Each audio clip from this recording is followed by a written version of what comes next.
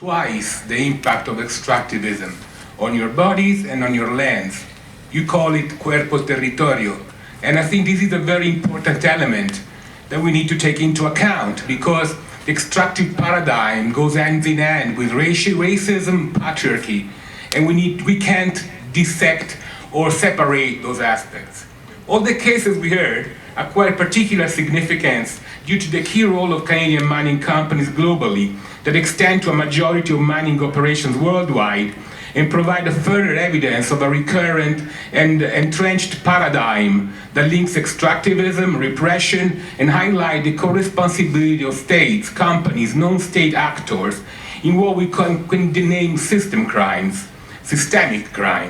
In particular, we take note of the intrinsic relationship between expansion of the extractive frontier and the reduction of democratic spaces and repression of conflicts, what our Colombian judge Arturo Escobar would call ontological conflicts between different ways of looking at the world and making worlds. As my old friend and companion Tzipora earlier pointed out, one of the key issues we need to face is how to tackle the urgency of climate change that is destroying the life support base of millions of peoples, indigenous communities and peoples, by progressively phasing out fossil fuels, and at the same time prevent any transition process from affecting other local communities and indigenous peoples, or in some cases even further exacerbating their living conditions. Where is Mother Earth into all this? How does a radical shift of viewpoint and worldview from an anthropocentrical to a biocentrical will determine how we will solve this conundrum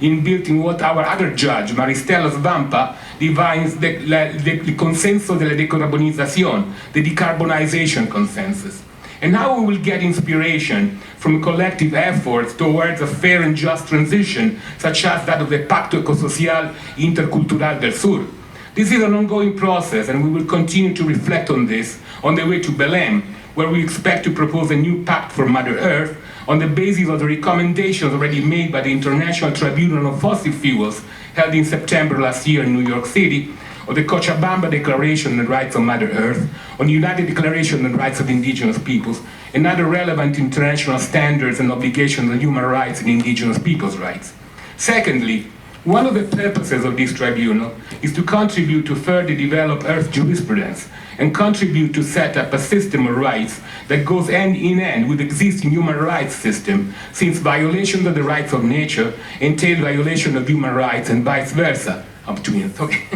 Whereas rights of nature offer a powerful tool for indigenous peoples and local community to defend their territories and land. The tribunal's goal is to help visibilize struggles on the ground and further bolster them and offer a platform of convergence and creation of new alliances. Our statements, even though lacking prescriptive character, gain their relevance from the collective efforts of our judges, but mostly from you, witnesses and experts that have provided us with valuable inputs and inspire us with their persistent and fearless efforts to protect Mother Earth. As chair of the Judges' Assembly, I can anticipate that we will make a particular effort to follow up the cases presented, providing assistance, support, and advocacy platforms. We cannot do it on our own, so we are forging alliances with organizations and networks working on corporate crimes and indigenous land defenders. We are also close to adopt a policy on defenders of Mother Earth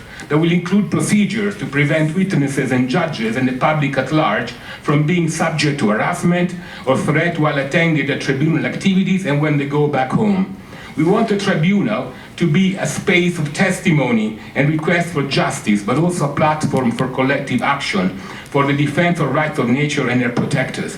For this reason, one of the first follow-up steps would be to share the results of this tribunal with the Office of the UN Special Rapporteur on Human Rights Defenders, Mary Lawler, that has already been taking a strong position on the violations of human rights defender rights connected to the activities of Canadian companies, and with whom we've already been in touch, sharing the results of the local tribunal in Ecuador. And we will propose to the Judges' Assembly to approve the organization of fact-finding mission in 3 main lithium-producing countries in Latin America. Thank you.